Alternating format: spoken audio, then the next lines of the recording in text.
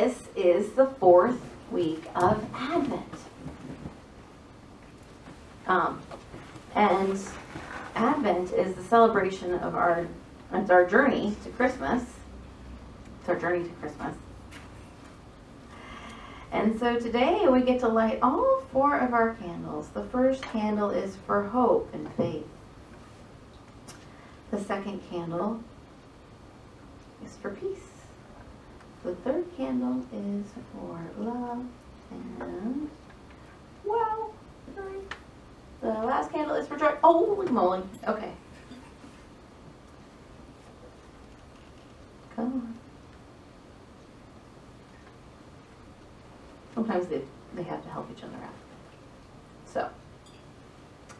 So today, if you hadn't caught it, is joy. And Advent's about celebrating the journey of our awakening to our true nature, to our Christ nature, our Buddha nature, our divine spark, whatever you want to call it. And Christmas is alive with joy. It's in the songs. It's in the wishing merry and happy tidings to each other. In fact, we have not 1 but 2 Christmas-specific names for someone who isn't in the holiday spirit. What are they? Come on. Scrooge, yes. Grinch. All right, very well, good, very good. So, I mean, that's 2. We don't hear people called those names any other time, right? So, 2 holiday-specific names for being anti-joy. So, what does it really mean to take joy to our highest expression? And do we have to? Yes, this is the season of joy and sharing, but it's also actually a time when there's a lot of depression. Psychologists attribute this to a number of factors. Perception of Christmas not being how it's supposed to be, like not in the movie, you know. The pressure of getting all the right gifts for people, and the stress of the potential debt that some people go into at this time of year. Maybe it's from comparing our experiences to someone else's.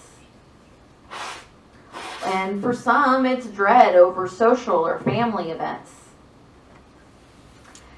And of course, there's people who are estranged from their family. And so this is a sad time because of that.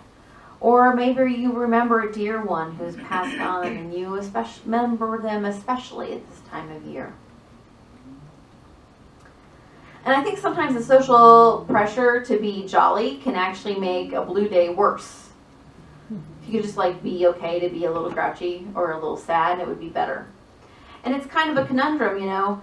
A few weeks ago, our family was decorating our Christmas tree. And we're enjoying the fun of the ritual, and we got the Christmas music going, and we're remembering the ornaments we've had and all of that. And at the same time, I could also remember how much my dad loved Christmas and how much he loved decorating the tree. And there's certain ornaments that were especially remind me of him. And so I miss him. And I can miss him. And joy and sadness can live in the same place. It's okay. And I've heard a lot of friends who've been struggling with Thanksgiving and Christmas doing it as usual this year, especially because we hear the news from Aleppo. We hear the news from Standing Rock. We hear about Flint and the fires in Tennessee. And it goes on and on and on and on. And knowing about these things and reflecting on these things is a good thing, because it helps us ask questions about what is our priorities, what is important to us, and what's ours to do about it. And that's a question only you can answer for yourself, is what is yours to do about it.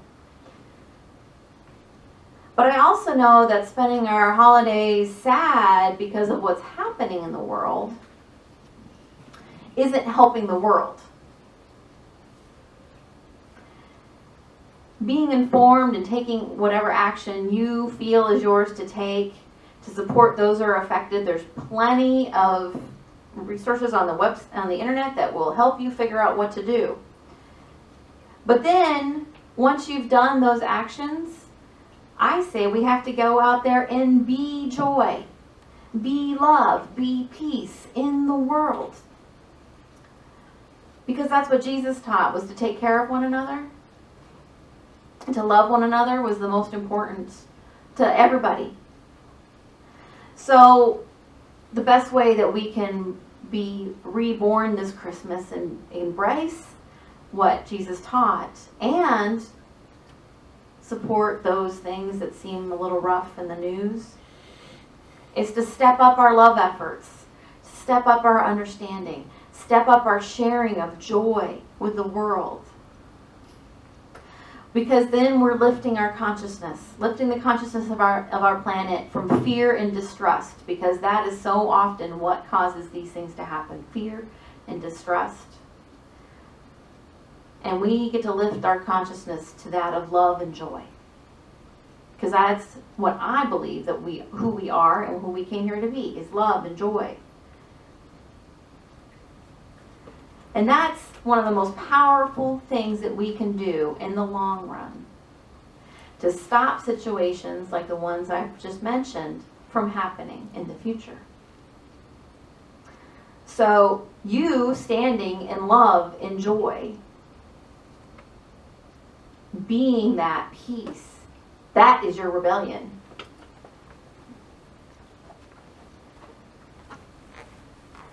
And there's lots of different ways to do that. You have to find your way, of course. But one way that Mary Ellen and I did this week, we went to the holiday gift and we helped distribute food as part of the holiday meal that the food bank and Salvation Army were doing. And it was a lot of fun. And I schlepped a lot of potatoes. We were on the potato table. That's my workout. And it was a lot of fun, and we joined together. There was lots of volunteers there, and it was really exciting to see how many people stepped up to volunteer.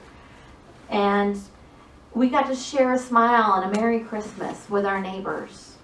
And people were just so happy to be there and do, volunteer. And, all the volunteers were doing a lot of carrying heavy stuff. We didn't care. We were just there doing our work, and it felt really good. That was joy.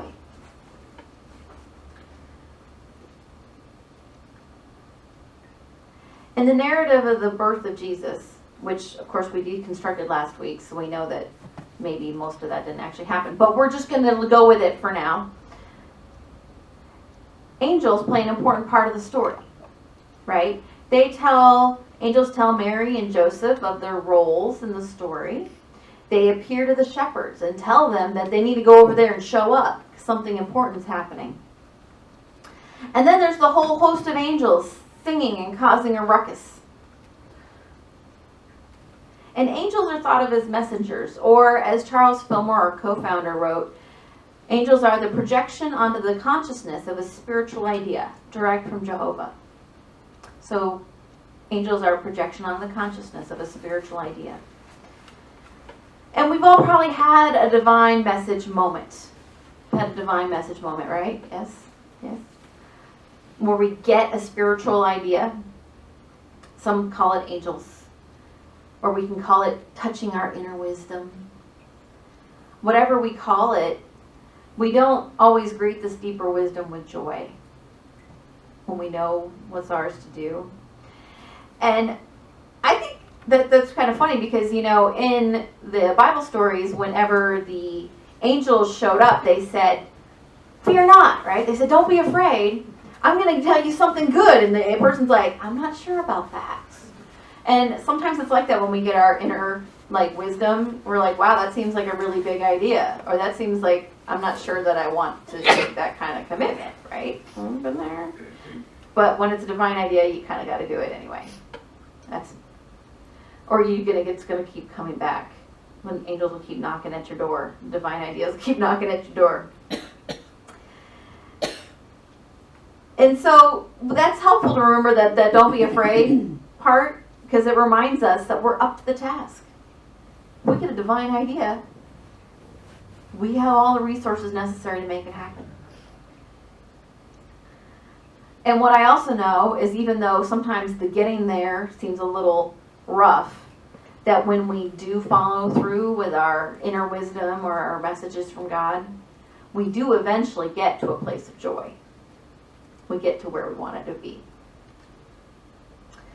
And I believe that we deserve and we're meant to live in a place of joy.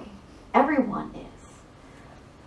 All the stuff and distractions of life can so easily get in the way of real joy.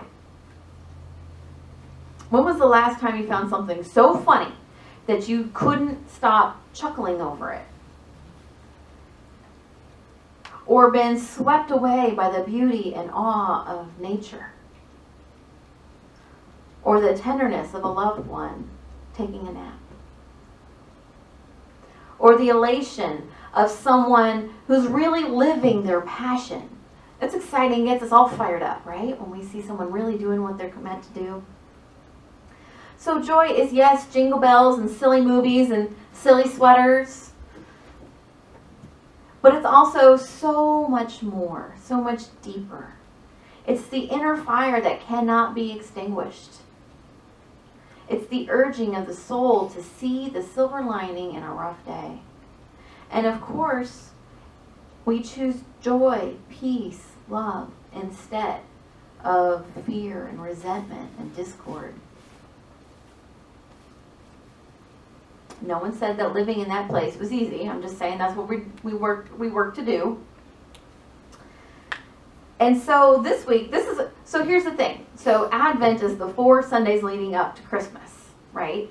And so usually Christmas falls sometime on one of the days in between. So usually joy actually kind of gets the short stick as far as how many days that we get to be in that joy day week of Advent, because, you know, so usually Christmas kind of cuts in. Sort of like how Christmas cuts in on Thanksgiving. But this time, since Christmas is on a Sunday, we get a whole week for joy. And then next year, we'll get one day. So we got to take it while we can, right? Not that we shouldn't live these things all the time, but it's just a good reminder. We got a whole week to get out there and really live joy. That sounds fun, doesn't it? So, first of all, let's give ourselves permission to feel the feelings. If you're feeling sad because a loved one is not here or whatever, it's okay. Do that. Because when we allow ourselves to feel the feeling, then it can kind of blow away and we can get back to joy. When we express it, it just kind of gets in the way of the whole thing, right? So just like let the tears out or whatever you need to do and then get on with it. And so in our week of joy, let's allow ourselves the time of stillness to contemplate what good tidings our inner wisdom or our inner angels are bringing us. Take that time in the stillness to find that. Let's stand in the truth of love and wisdom and deep joy in the face of all evidence otherwise. Let's reach out and show love and compassion to our neighbors as Jesus taught, however that may show up. And let all your holidays be holy days. Holy holidays comes from holy days. So when people say happy holidays, they're actually saying happy holy days. So just remember that that's a good thing too. So when we hear these, we're in the holidays, the holy days, Christmas, we're here to recognize the Christ being reborn in us. And everyone we meet, not just us, but it's a reminder to see that Christ energy, the Buddha energy, the divine nature, however you want to call it, in everyone. And as we do those things, there will be joy to the world.